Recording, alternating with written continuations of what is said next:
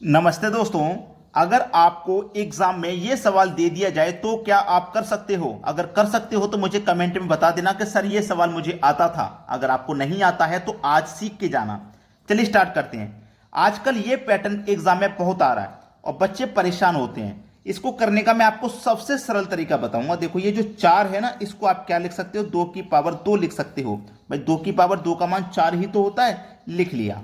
अब इसकी whole power है 2 की पावर n प्लस 1, यही तो है। बराबर आ जाइए 2 की पावर 3n प्लस 9, यही तो है।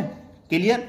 अब पावर का पावर से गुना हो जाएगा तो 2 की पावर 2 से गुना 4 n प्लस 2 का गुना 1 से तो 2 बराबर। यहां पे देखिए 2 की पावर 3n प्लस का 9 पहले से है। अब जब बेस बराबर है, जब बेस बराबर है तो पावर भी बराबर होती है। तो 4n प्लस 2 बराबर 3n प्लस 9। जब बेस बराबर तो फिर पावर भी बराबर। ठीक है। देखो ये 4n ये 3n, जब 3n इधर आएंगे तो 4n में से माइनस हो जाएंगे, क्योंकि इधर प्लस है, इधर बॉर्डर पार करके आएंगे तो माइनस के हो जाएंगे। तो 4n में से 3n माइनस होंगे तो केवल 1n बचेगा। प्लस का 2 इधर जाके माइनस का 2, तो 9 में से हो जाएगा 2 माइनस तो बचेगा 7। तो n की वैल्यू कितनी आ गई है? 7। आपसे n का ही तो मान पूछा था, 7 है। बी ऑप्शन बिल्कुल सही जवाब हो जाएगा। अब देखते हैं अगला प्रश्न। अगला प्रश्न है, यह सवाल भी एग्जाम में बहुत पूछा जा रहा है, तो इसको कैसे करेंगे ध्यान देना। जब भी इस तरीके का कोई सवाल हो, आपको करना है 4 की पावर 51 प्लस 4 की पावर 52 प्लस 4 की पावर 53 प्लस 4 की पावर 54, यही तो सवाल है। अब देखिएगा ये कितनी बार दिया गया, 1 2 3 4 बार दिया गया ना, तो इसमें आपको 4 से भाग कर देना। समझ गए ना मेरी बात को? इसमें आपसे 4 से भाग कर देना। जब आप इसमें 4 से भाग करेंगे तो जब 4 से भाग करेंगे तो इन सब में से एक एक पावर कम हो जाएगी, क्योंकि यहां पे कुछ पावर नहीं है तो इसका मतलब एक पावर है। तो जब भाग देंगे तो एक एक पावर सब में से कम हो जाएगी। भाई 51 है तो एक बार ही तो कट जाएगा, तो 50 बार बचेगा। 52 है एक बार कट जाएगा तो 51 बार बचेगा। तो सभी में से पावर एक एक कम हो जाएगी। 4 की पावर 50 बचेगा, 4 की पावर 51 बचेगा, 4 की पावर 52 बचेगा और 4 की पावर 53 बचेगा। अब ये हमारे दिया गया है किस ऑप्शन में भाई? बी ऑप्शन में। बिल्कुल सही जवाब है। क्लियर होगी ना बात? अब देखते हैं अगला प्रश्न। अगला प्रश्न है, क्या आप इस सवाल को कर सकते हो? अगर कर सकते हो तो मुझे कमेंट में करके इसका आंसर बताओ। 4 ऑप्शन भी हैं आपके पास, क्या ऑप्शन आएगा सही करके बता देना। वीडियो को रोक दें, यहीं पे स्टॉप कर दें। जो बच्चे इस प्रश्न को खुद से कर रहे हैं ना, वीडियो को यहीं पे स्टॉप कर दें, बाद में प्ले करना। और जिन बच्चों को नहीं आता है वो प्ले रहने दीजिए और देखते रहिए।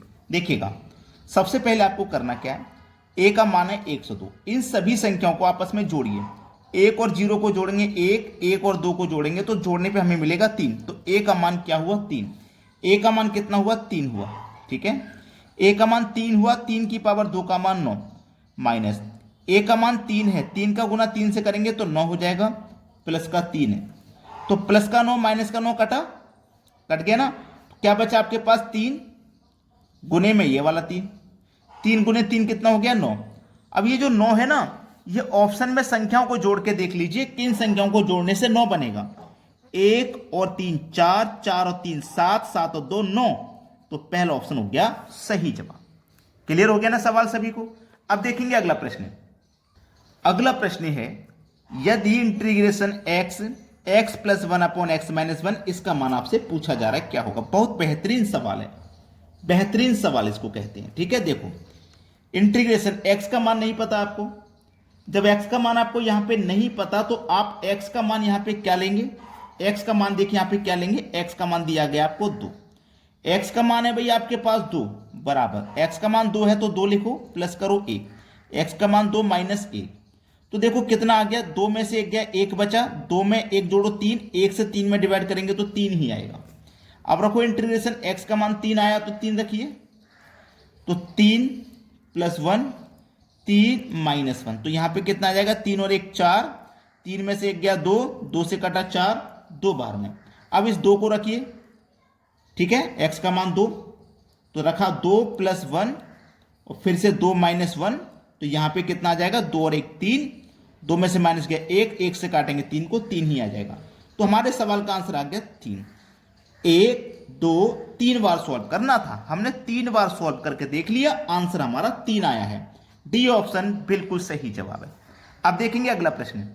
अगला प्रश्न है यदि 2x माइनस 3y बराबर 7 और x बटे में x प्लस वाई बराबर 5/6। देखो x बराबर कितना है 5, इसका मतलब x का मान 5 है।